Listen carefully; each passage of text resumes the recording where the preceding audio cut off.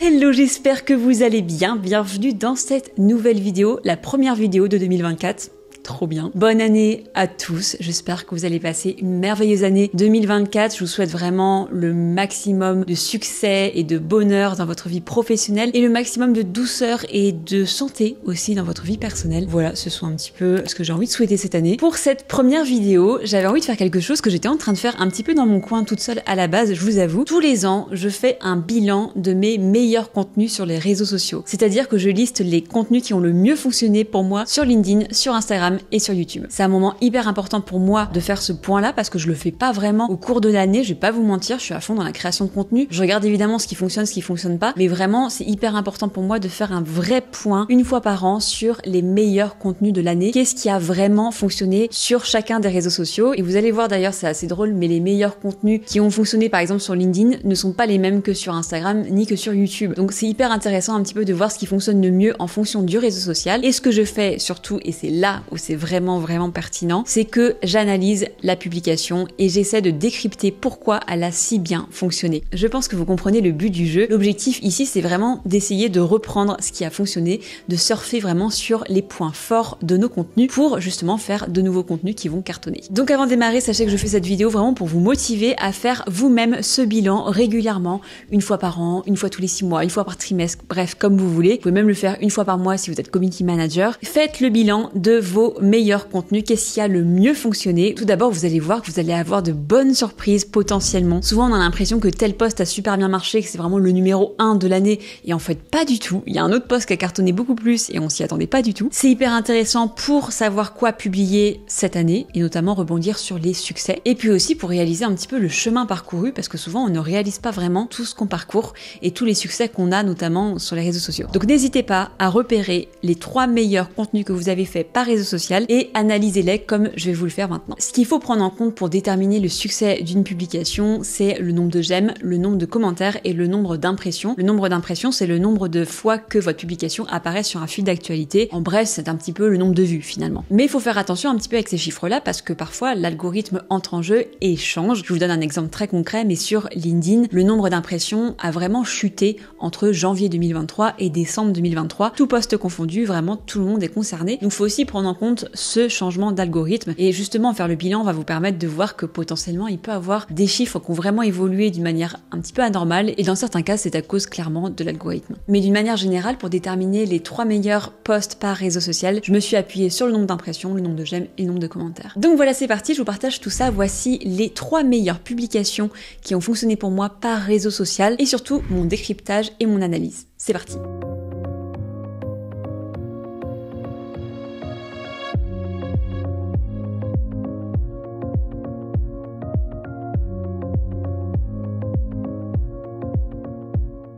Alors c'est parti pour analyser mon top 3 LinkedIn. Bon là je me retrouve un petit peu embêtée, du coup je vous le partage parce que je sais que je vais pas être la seule dans ce cas-là. C'est difficile de déterminer ce qui a le mieux fonctionné parce qu'il y a des posts qui ont moins de j'aime et moins de commentaires mais qui ont plus de vues et inversement. Donc qu'est-ce que j'utilise dans ces cas-là? Finalement peu importe. Si j'en ai qui se croisent un petit peu, je fais un top 5 au lieu d'un top 3. Et là je vais vous partager quand même celui qui selon moi a le mieux fonctionné. Donc je vais m'appuyer pour le coup sur le nombre de commentaires parce que je trouve qu'il y en a beaucoup là sur un des posts et je trouve vraiment que c'est assez fou. C'est donc le contenu qui a la médaille de bronze sur LinkedIn et concerne les fantômes du net. Alors qu'est-ce que je dis dans cette publication? J'explique tout d'abord que moi j'étais pareil, c'est-à-dire que je ne commentais pas et je n'avais pas forcément le réflexe d'aimer les publications avant justement de réaliser à quel point c'est important. Donc j'ai vraiment commencé la publication en me mettant moi-même dans le bateau. L'idée n'est pas de critiquer les autres mais d'expliquer qu'en fait moi aussi je suis passée par là. Ça c'est une partie hyper importante et je sais que c'est pour ça que le post a fonctionné, c'est parce que je me mets dans le même bateau et qu'en gros je suis passée par là et que j'ai trouvé une solution. Après vous expliquer que moi aussi je suis passée par là, j'explique que créer du contenu, eh bien ça prend du temps et que un post écrit par exemple prend 1 heure de travail,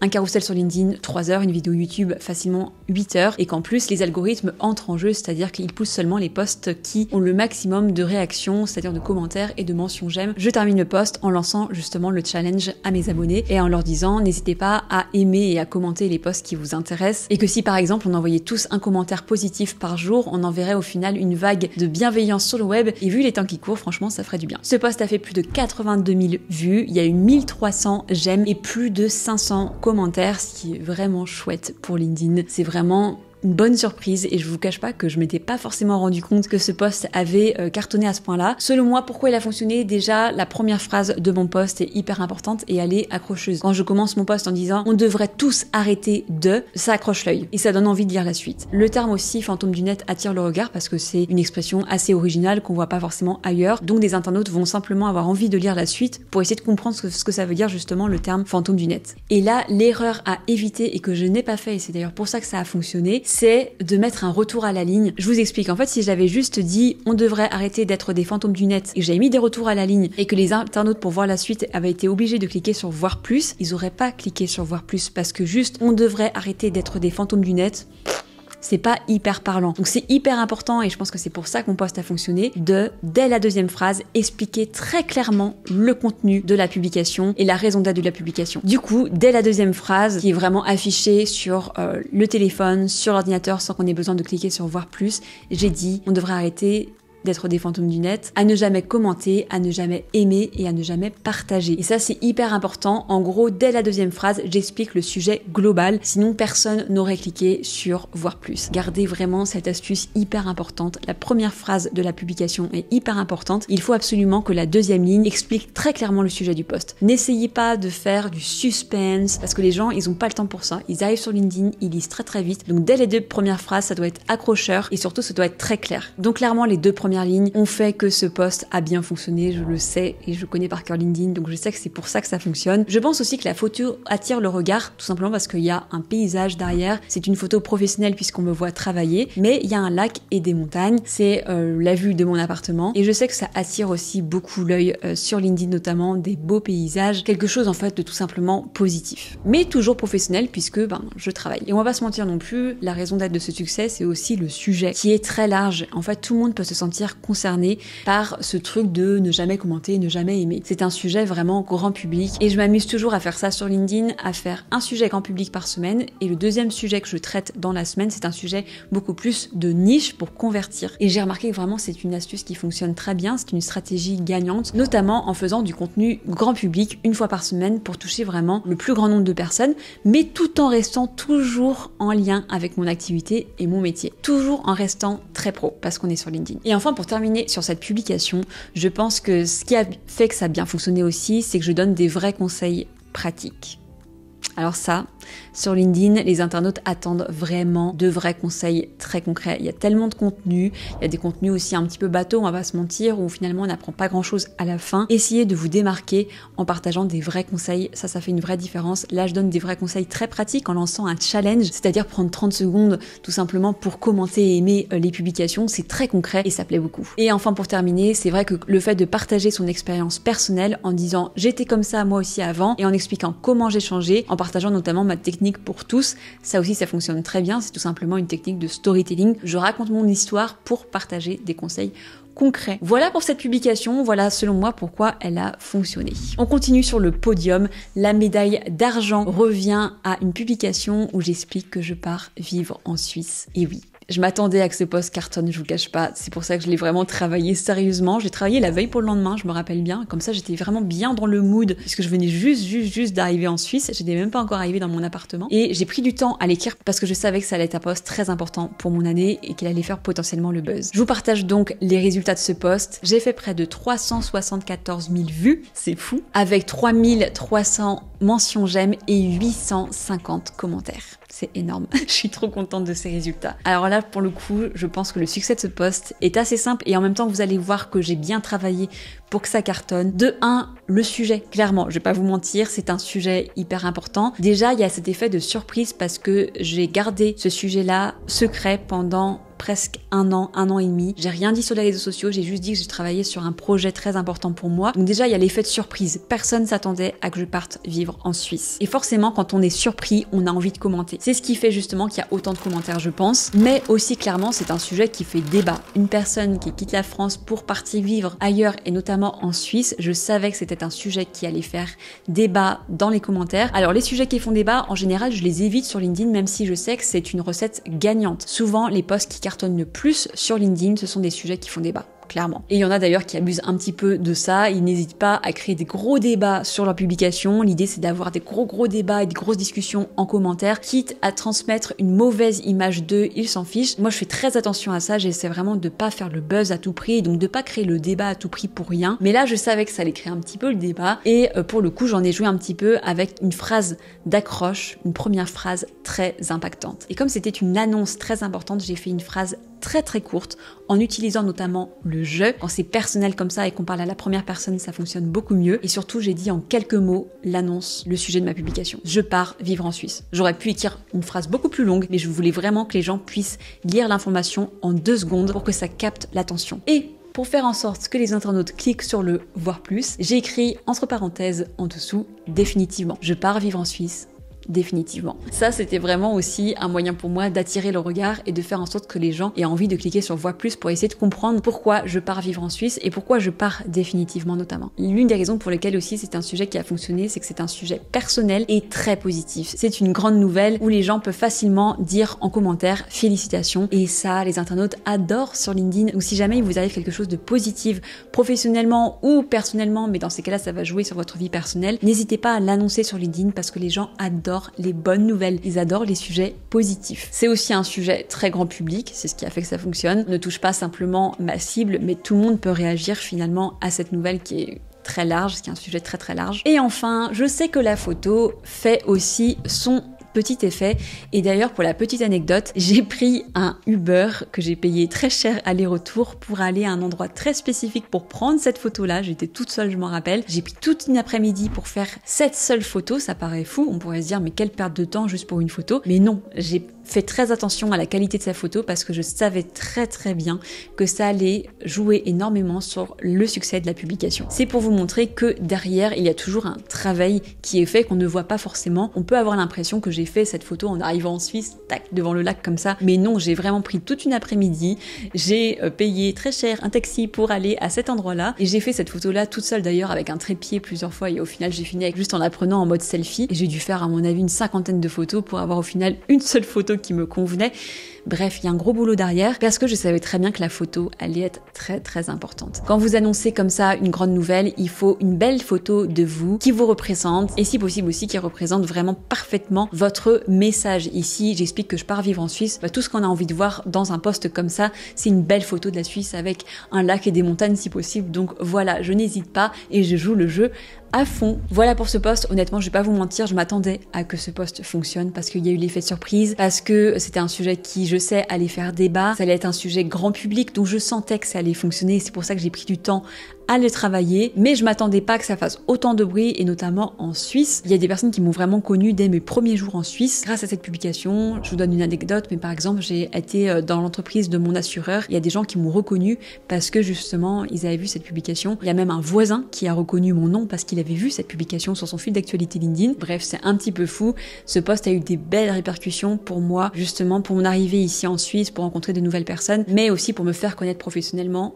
Clairement. Et la médaille d'or sur LinkedIn, le meilleur contenu, celui qui a le plus fonctionné pour moi, c'est celui sur pourquoi on devrait tous bosser de 9h à 18h. C'est très drôle parce que là, pour le coup, ça a été une grosse surprise pour moi. Je ne l'avais pas du tout en tête à la fin de l'année. J'avais complètement oublié qu'il avait bien fonctionné et surtout qu'il avait fonctionné à ce point-là. Je pense qu'il a énormément tourné à long terme et c'est l'avantage de l'algorithme de LinkedIn, c'est que votre post ne va pas simplement faire des vues pendant 48 heures, 72 heures, mais en fait, il peut faire des vues pendant des semaines et des semaines selon les commentaires en fait qui arrivent au fur et à mesure. Et là pour le coup c'est ce qui s'est passé je pense, c'est ce qui a fait que je me suis pas du tout rendu compte qu'il avait à ce point-là fonctionné. C'est donc une belle surprise pour moi, clairement. Dans cette publication, j'explique pourquoi on devrait tous bosser de 9h à 18h et que moi personnellement, j'ai décidé de finir mes journées à 16h notamment depuis un mois. Et j'explique pourquoi. J'explique qu'en fait, j'ai un rythme de travail un petit peu particulier parce que moi quand je travaille vraiment à fond, à 10 000% et donc je ne peux pas me permettre de faire de longues journées comme un salarié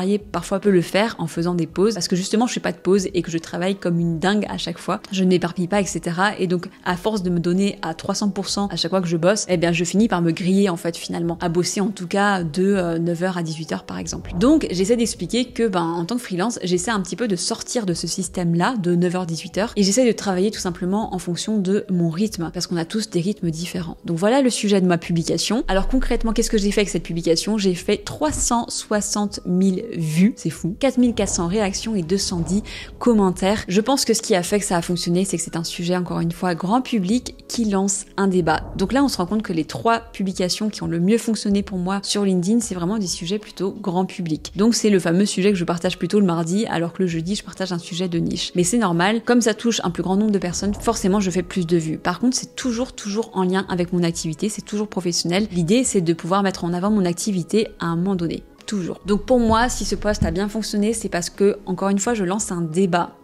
Voilà, je vais pas vous mentir, c'est vrai que quand on lance un débat sur LinkedIn, ça a tendance à bien fonctionner, mais il faut pas le lancer n'importe comment, parce qu'il y a plein de gens, par exemple, qui pourraient écrire une publication sur ce sujet-là et faire beaucoup moins de vues, parce que le post est pas forcément bien écrit. Là, pour le coup, si ça a aussi bien fonctionné, c'est parce que donc je lance un débat, c'est un sujet vraiment professionnel qui touche autant les salariés que les entrepreneurs, c'est un sujet très grand public et surtout très ressources humaines. Et c'est vrai que sur LinkedIn, tout ce qui touche aux ressources humaines, eh bien ça cartonne. D'ailleurs, souvent les créateurs de contenu qui sont spécialisés là-dedans, ils cartonnent. Donc si jamais vous travaillez dans les ressources humaines, allez sur LinkedIn, publiez, vous allez voir, vous êtes sur un sujet vraiment pépite. Mais encore une fois, je pense que le succès de cette publication, c'est la première phrase et notamment les 2 premières lignes qui sont très accrocheuses. Je commence directement en lançant le sujet du débat, pourquoi on devrait tous bosser de 9h à 18h. Ma phrase, elle est très courte. Je mets des chiffres aussi, souvent les chiffres, ça marche bien. Et je lance vraiment comme un pavé dans la mare, vraiment pour que ce soit accrocheur et que pour les gens s'arrêtent sur le post. Et surtout, je m'arrête pas là, dès la première ligne, avant même qu'ils aient besoin de cliquer sur voir plus, j'explique que depuis un mois, j'ai décidé de finir mes journées à 16h. Et ça aussi, ça marche très très bien. De commencer un post un petit peu comme ça, on va poser une question universelle qui crée vraiment le débat. Mais dès la 2e ligne, on va apporter notre solution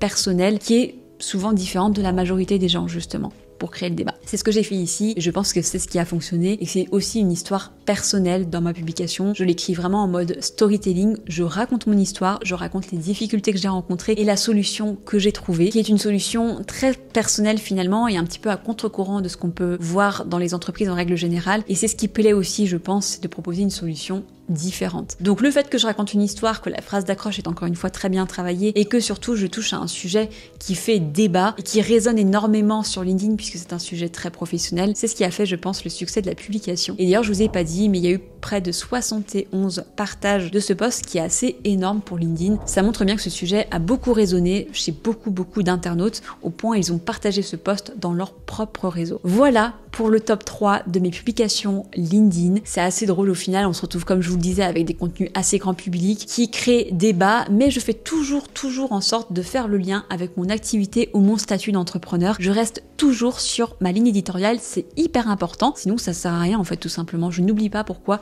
je suis présente sur LinkedIn, pour me faire connaître et pour vendre mes formations. Et maintenant on va pouvoir passer à YouTube. Quelles sont les meilleures vidéos, quelles sont les vidéos qui vous ont le plus plu sur ma chaîne YouTube en 2023? C'est parti. YouTube.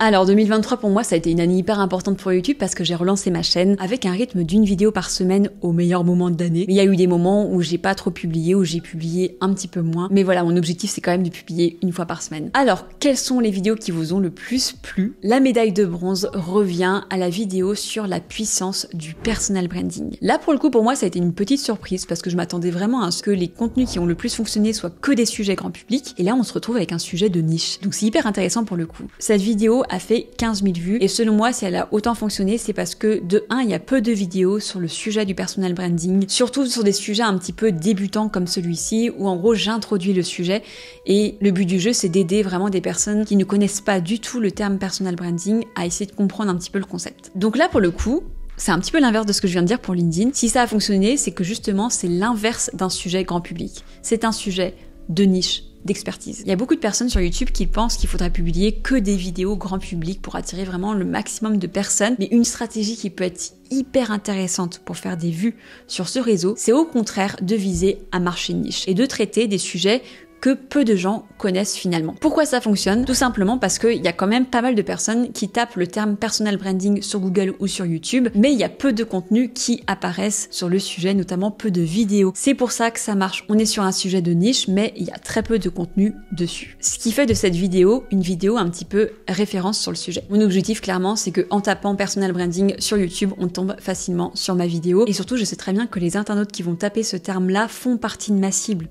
Clairement. Et ça qui m'intéresse beaucoup en traitant des sujets justement de niche comme ça, c'est de cibler très précisément les gens que je vais viser. Pour faire court, je sais qu'une personne qui va regarder en entier cette vidéo fait clairement partie de ma cible. Donc elle va potentiellement s'abonner, elle va potentiellement commenter mes contenus et aussi peut-être acheter mes formations. Donc n'hésitez pas à traiter des sujets de niche, n'ayez pas peur de ça, au contraire ça peut être une très très bonne stratégie pour être justement le premier, le référent dans ce domaine-là. Et enfin, je pense que le titre est très important ici. J'ai mis en très gros sur la miniature personal branding. L'idée c'est vraiment de capter le regard des internautes qui recherchent justement des vidéos sur ce sujet-là. La médaille d'argent, la deuxième vidéo qui a fait le plus de vues sur ma chaîne en 2023 concerne le vlog sur la Suisse. J'ai fait une vidéo où le titre c'est Je pars vivre en Suisse, épisode 1 sur 2. Je sais pas si vous l'avez suivi, mais j'ai filmé toutes les coulisses de mon expatriation en Suisse pendant 1 an et j'ai partagé ça sur ma chaîne YouTube et c'est la deuxième vidéo qui a le plus fonctionné. Et là pour le coup j'étais pas hyper étonnée, de 1 parce que c'est un sujet grand public, donc forcément j'allais toucher plus de personnes en faisant une vidéo sur le sujet. Elle a fait plus de 25 000 vues en quelques mois, ce qui est plutôt cool, je suis très contente. Et je pense que ce qui a fait le succès de cette vidéo, c'est clairement déjà que c'est un sujet qui manque sur YouTube. Moi-même, avant d'arriver en Suisse, je cherchais des contenus sur le sujet et j'en trouvais pas, ou très peu. C'est d'ailleurs la raison pour laquelle j'ai tourné cette vidéo.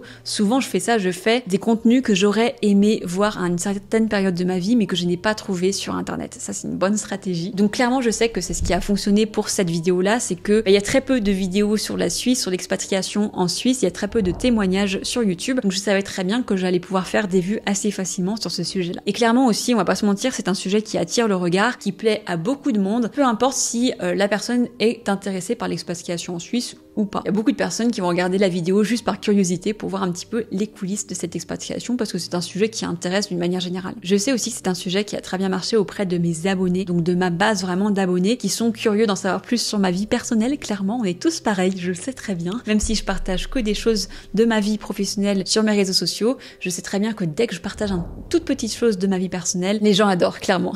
Et je pense que ceux qui me connaissent pas, ils sont aussi curieux en cliquant sur la vidéo de voir si l'herbe est tout simplement plus verte ailleurs, de voir si s'expatrier ailleurs, notamment en Suisse, est-ce que c'est une solution ou pas. Donc voilà, c'est un sujet très large qui, je pense, intéresse les internautes d'une manière générale. Là encore une fois, j'ai fait super attention aussi à mon titre, à ma miniature, j'ai fait en sorte que ça attire vraiment l'œil, mais voilà, je savais très bien que ce sujet potentiellement allait bien fonctionner. En tout cas, je suis très contente parce que évidemment, je ne suis sûre de rien. Parfois, je sens qu'un sujet va bien fonctionner, qu'une vidéo va bien fonctionner, mais je peux totalement me tromper. Donc ça fait plaisir de voir ce nombre de vues et je sais qu'il va augmenter parce que je le sens, il y a beaucoup de gens qui me découvrent grâce à cette vidéo. Je sens que ce sujet d'expatriation en Suisse vous intéresse beaucoup. Et enfin, la médaille d'or, le meilleur contenu qui a fonctionné sur ma chaîne YouTube, la meilleure vidéo, c'est l'analyse du personal branding de Lena Situation. Là pour le coup, c'est pas non plus une surprise pour moi, je vais pas vous mentir, même si je m'attendais pas à faire autant de vues d'un coup. Je suis rendue à plus de 31 000 vues en moins de 4 mois et ce chiffre continue d'augmenter. Donc je sens que c'est une vidéo qui va pouvoir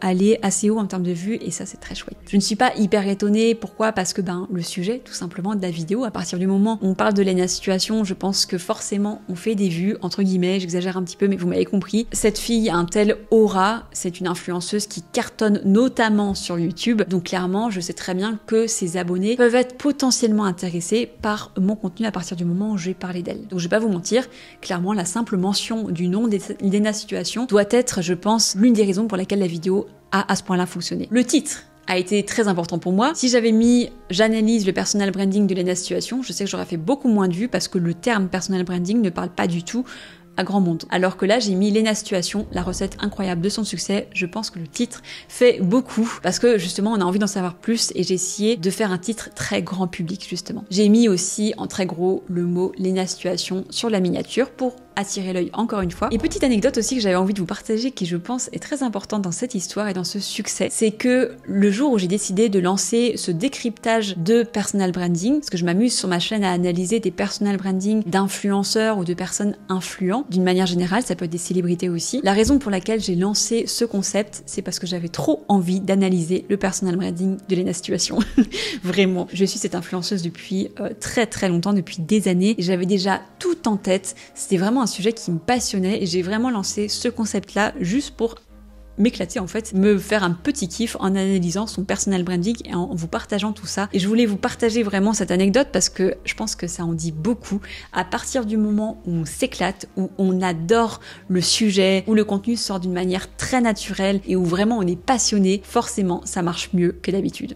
clairement. Et je sais que ça fait la différence dans ce succès. Je sais que beaucoup de personnes ont regardé cette vidéo jusqu'à la fin, aussi parce que je suis passionnée et que je m'éclate à analyser ce personal branding là. Donc n'hésitez pas à traiter des sujets qui vous passionnent vraiment, vous allez voir, ça fait la différence clairement. Plus on est passionné, plus on nous écoute. Et enfin, pour moi c'est très important dans ce concept là d'analyser des personal branding, d'être ultra bienveillante. Et je pense aussi que c'est ce qui a beaucoup plu. J'ai fait une analyse professionnelle sur un milieu de l'influence que beaucoup de personnes ont du mal à voir d'une manière professionnelle. Beaucoup de personnes ont tendance à un petit peu banaliser le milieu de l'influence et à oublier que c'est un vrai métier. Moi, j'arrive ici et j'analyse d'une manière très professionnelle ce milieu-là, avec beaucoup de bienveillance et beaucoup de respect. Et je pense que c'est ce qui a plu aussi, parce que Léna Situation est souvent critiquée, les influenceurs d'une manière générale sont souvent critiqués. Et là, je pense que ça fait du bien aussi d'apporter un petit peu de professionnalisme et de bienveillance dans ce milieu-là, notamment venant de personnes qui sont pas du tout dans le milieu de l'influence. Voilà, je pense que c'est ce qui a fait aussi que ça a bien fonctionné. Et je suis trop contente du coup de voir que ces vidéos ont bien marché, vraiment merci beaucoup. YouTube, c'est vraiment mon réseau social pépite. Donc je suis trop contente de voir ce podium. En plus, je trouve que ce podium est hyper intéressant parce qu'il y a tous mes formats en fait. Il y a le format où je donne des conseils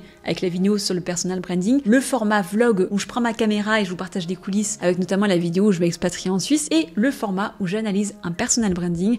Donc franchement, c'est génial et ça m'encourage à continuer en ce sens. N'hésitez pas de votre côté aussi à créer un petit peu des formats comme ça que vous allez pouvoir répéter sur votre chaîne et à surtout analyser vos chiffres pour voir si ça fonctionne ou pas. Voilà, très contente de ce résultat. Merci beaucoup de me suivre et on va maintenant terminer la vidéo avec Instagram. Alors, c'est parti pour le top 3 Instagram. La médaille de bronze revient à cette publication où je partage une citation et qui a récolté près de 3000 j'aime, ce qui est vraiment cool. Je m'attendais pas forcément à que ce post fasse autant de réactions. C'est fou, je suis trop contente. Alors clairement, qu'est-ce que c'est? C'est une citation très simple et je pense que c'est la raison de ce succès. Sur Instagram, les citations, les gens adorent. Faut pas les faire n'importe comment. Là, vraiment, je suis partie sur un format vraiment très simple, c'est-à-dire un texte noir avec une typo très épurée sur du blanc. C'est clairement mes codes couleurs, hein, je les ai pas inventés, mais j'ai fait exprès aussi de faire quelque chose de très simple, de très universel, pour qu'un maximum de personnes aient envie de partager cette citation. C'est un peu le risque, en fait, quand on fait des citations, des fois, je le vois sur certains comptes Instagram, certaines personnes s'amusent à faire des citations un petit peu trop compliquées d'un point de vue visuel. Ils mettent une image derrière, ils mettent des couleurs un peu flashy, qui leur plaisent à eux, mais qui ne plaisent pas du tout à tout le monde. Franchement, pour ce format-là, il vaut mieux partir sur quelque chose de très simple.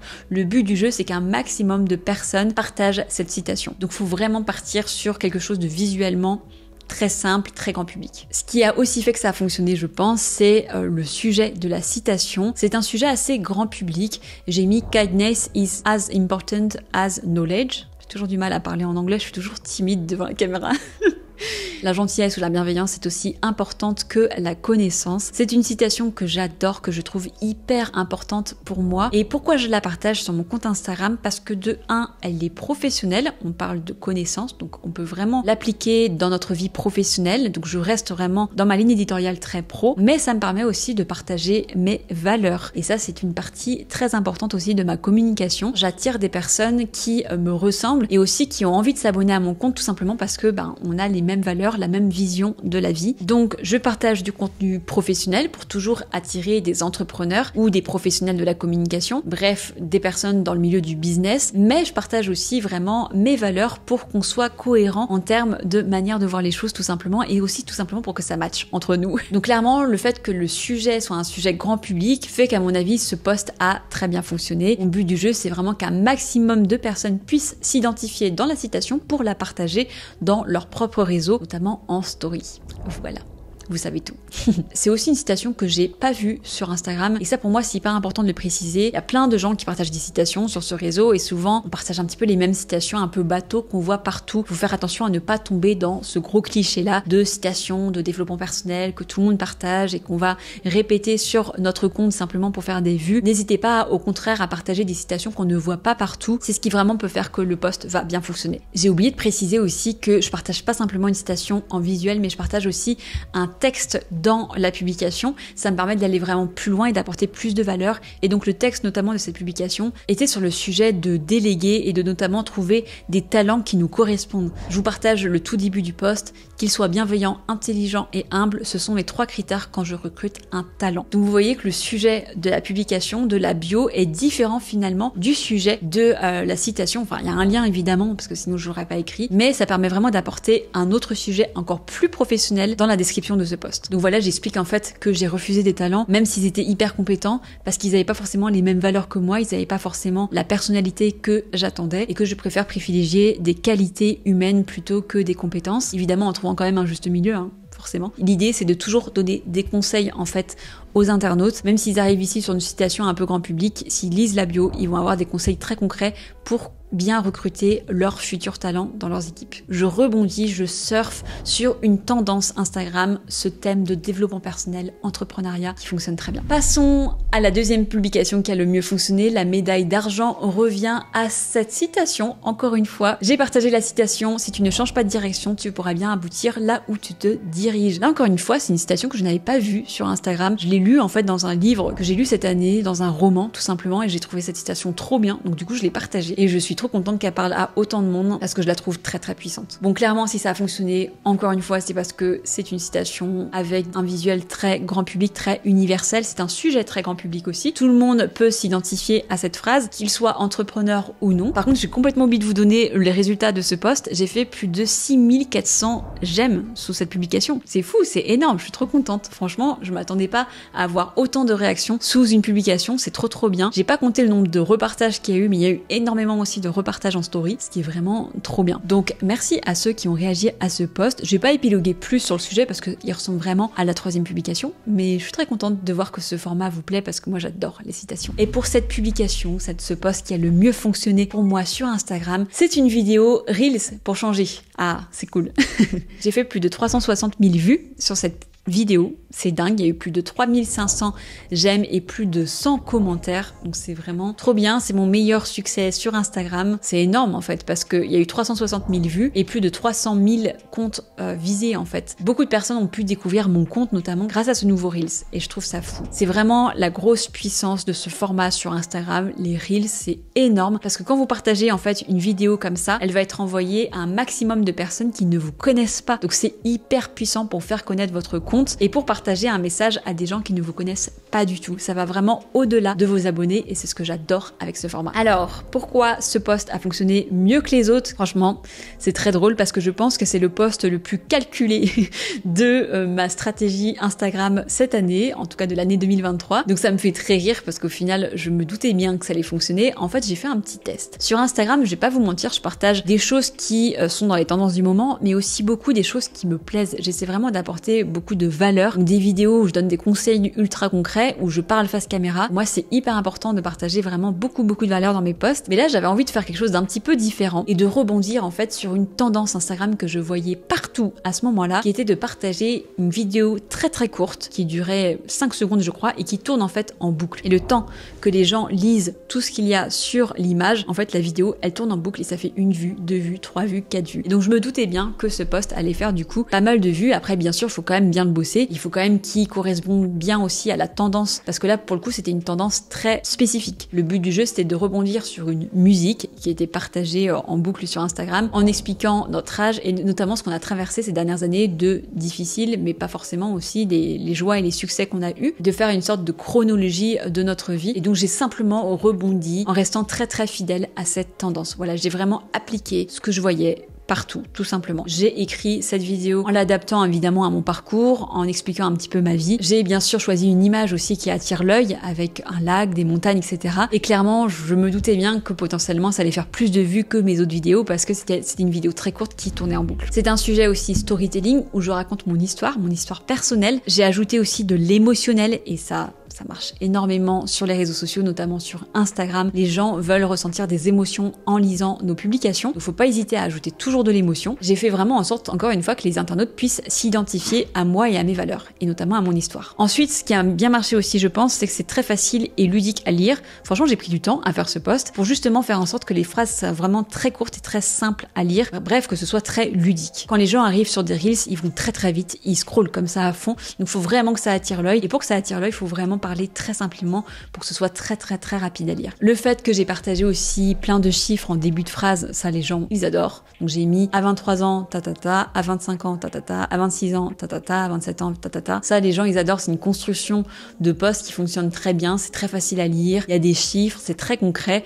Donc ça plaît aussi à beaucoup d'internautes clairement. Et enfin, je pense que ce qui a fait que ce post a bien fonctionné, c'est que c'est un sujet entrepreneur, enfin mi-entrepreneurial et mi-développement personnel. Donc encore une fois, on est dans cette tendance qui fonctionne très bien sur Instagram. Voilà pour ce petit succès sur Instagram. Honnêtement, je m'attendais quand même pas à autant de vues, c'est vraiment trop bien. Et en plus, il continue de faire des vues. Là, j'ai même pas mis le chiffre à jour, donc je pense que si vous allez voir mon compte Instagram, potentiellement, il y a encore plus de vues sur cette vidéo. Mais voilà, c'est trop bien, je suis trop contente. Franchement, ça montre bien encore une fois que si vous surfez sur des tendances d'Insta, eh bien ça fonctionne, mais faites-le toujours intelligemment, restez toujours sur un sujet en lien avec votre métier et votre vie professionnelle. Le but du jeu, c'est de remplir votre objectif. Moi, c'est de me faire connaître en tant qu'entrepreneur et de vendre mes formations en ligne.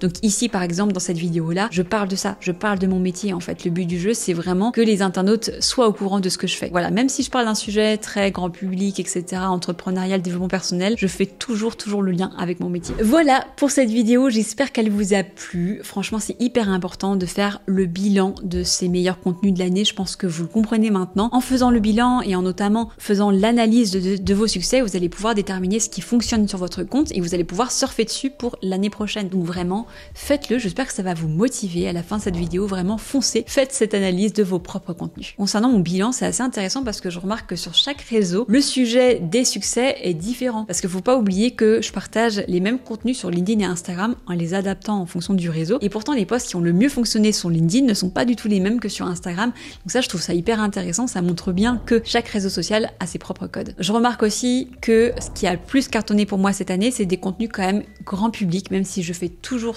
le lien avec ma vie professionnelle et mon métier. Mais attention, j'ai un message très important à vous partager avant de terminer cette vidéo. C'est bien beau de faire un grand nombre de vues et d'avoir un grand nombre de commentaires, mais le plus important, c'est de remplir votre objectif. Moi, personnellement, je suis présente sur les réseaux sociaux, je vous le cache pas, pour notamment vendre mes formations. C'est ce qui fait vivre mon business, clairement. Tous mes clients viennent de ma stratégie de contenu sur les réseaux sociaux. Et je vais pas vous mentir, les posts qui ont le plus cartonné cette année pour moi sur les réseaux, c'est pas ceux qui m'ont apporté le plus de ventes derrière.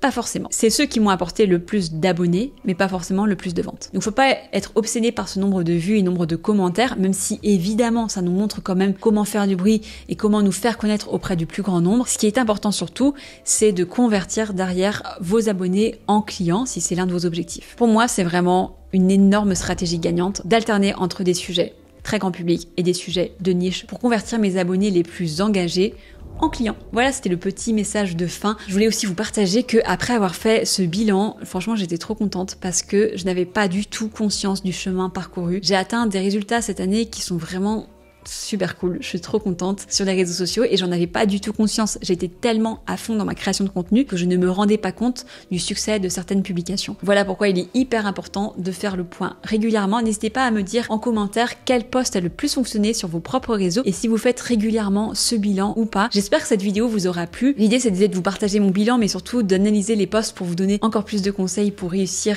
sur les réseaux sociaux en 2024. Je vous souhaite donc une merveilleuse année pleine de création de contenu qui vont cartonner sur les réseaux sociaux. Si vous voulez plus de conseils, n'hésitez pas à retrouver ma masterclass LinkedIn et ma masterclass Instagram. Ce sont des contenus totalement gratuits où je vous donne encore plus de conseils pendant 1 heure sur chacun des réseaux sociaux. Et j'ai aussi des formations ultra complètes où je vous accompagne pas à pas sur LinkedIn ou sur Instagram. N'hésitez pas, si ça vous intéresse, je vous mets tous les liens en commentaire. On se retrouve la semaine prochaine pour une nouvelle vidéo. Et en attendant, vous pouvez me retrouver sur Instagram et sur LinkedIn où je vous partage toujours plus de conseils. On se dit donc à la semaine prochaine. À très vite.